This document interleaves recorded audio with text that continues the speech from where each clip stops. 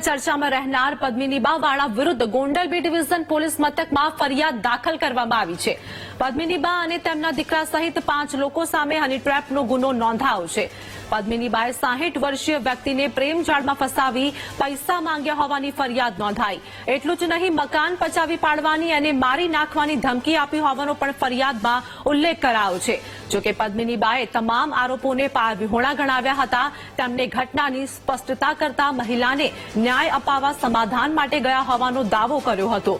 જોકે જે મહિલાએ પ્રશ્ન ઉકેલવા ગયા હતા તે મહિલાએ ક્રોસ ફરિયાદ નોંધાવી છે। 27 વર્ષીય યુવતીએ રમેશ નામના વ્યક્તિ પર છેડતીના આરોપ લગાવી ફરિયાદ નોંધાવી છે, તો પોલીસે ક્રોસ ફરિયાદ દાખલ કરી તપાસ આદરી છે।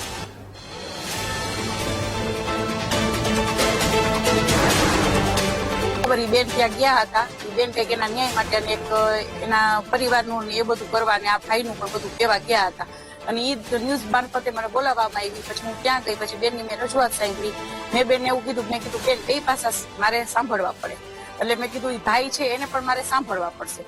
તો એક સમાજની આગેવાન તરીકે મેં તો આવા કેટલા બેનો દીકરીઓના પ્રશ્નો સોલ્વ કર્યા છે, ઘરે જઈને સોલ્વ કર્યા છે। બરાબર, અમે અહીંયા આવ્યા, ગોંડલ આવ્યા, તો ભાઈ એવું કીધું કે આપણે આપણા ઘરે બેસીને વાત કરીએ। મેં કીધું ઓકે, કઈ વાંધો નહીં।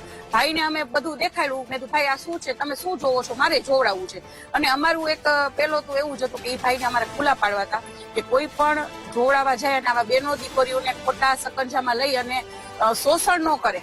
પછી ભાઈ માફી માંગવા માંડ્યા, એના દીકરી માફી, બધા અમારી પાસે કેટલી બધી માફી માંગી અને કે બેન જાતું કરી દો, એટલે અમે એની ઉપર વિશ્વાસ કરી ગયા। છતાંય મને એક એવું થયું કે અમે અહીંયાથી નીકળશું એટલે અમારી ઉપર કઈ પણ એક્શન લેવાય ખોટી આ લોકો, એટલે અમે એમને એમ કીધું કે ભાઈ આપ ન્યૂઝમાં આપની માફી પત્ર અમને આપી દો, અમારી કઈ વાયરલ પણ નથી કર્યું, પણ બીજી વાર આવું કોઈ બેન દીકરીઓ સાથે આપ કરતા નહીં। બસ આટલી જ વાત હતી। એમાં એટલું બધું ચગાવ્યું અને કોઈ જાતનું કોઈ એવિડન્સ નથી કે અમારી સાથે જે ફરિયાદ થઈ છે એ ફરિયાદ થઈ શકે। સંવાદદાતા સની અમારી સાથે જોડાઈ ગયા છે અમદાવાદના આસારામ આશ્રમ કલેક્ટરની નોટિસ। આ સાથે જ વાત કરીએ ઘટનામાં સંવાદદાતા સની અમારી સાથે જોડાઈ ગયા છે। ગોંડલ બી ડિવિઝન પોલીસ મથકમાં ફરિયાદ નોંધાઈ છે પદ્મિનીબા વાળા વિરુદ્ધ, શું વધુ અપડેટ? જેટના વાત કરવામાં આવે, આરતી રાજકોટમાં ગઈકાલે ક્ષત્રિય સમાજના મહિલા અગ્રણી પદ્મિનીબા વાળા અને તેમના પુત્ર સહિત 5 વિરુદ્ધ અનિચ્છક સહિત અનેક ગુનાઓમાં ફરિયાદ છે તે દાખલ કરવામાં આવી હતી।